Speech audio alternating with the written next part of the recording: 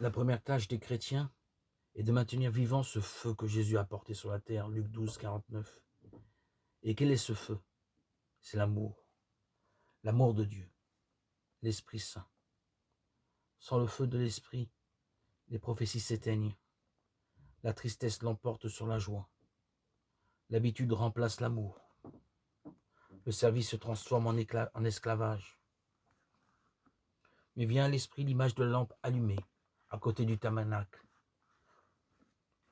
Même quand l'église se vide et que le soir tombe, même quand l'église est fermée, cette lampe reste toujours allumée. De même dans nos synagogues, elle continue à brûler. Personne ne la voit, pourtant elle brûle devant le Seigneur. Ainsi l'Esprit est toujours présent dans notre cœur, comme cette lampe. Nous trouvons encore écrit l'Esprit Saint dont l'onction imprègne tout notre être est le maître intérieur de la prière chrétienne. Il est l'artisan de la tradition vivante de la prière.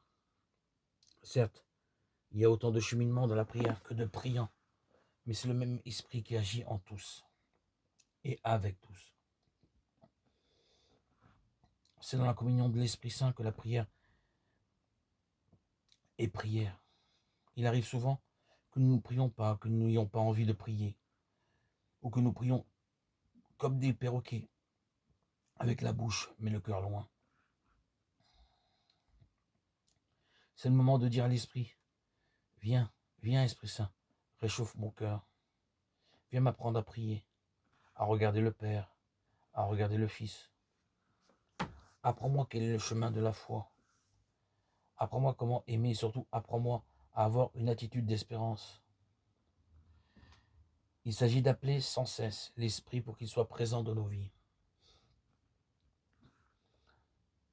C'est donc dans l'Esprit qui écrit notre histoire et l'histoire du monde. Nous sommes des pages ouvertes, disponibles à recevoir sa calligraphie. Et en chacun de nous, l'Esprit compose des œuvres originales. Car il n'y a jamais un chrétien qui soit complètement identique à un autre.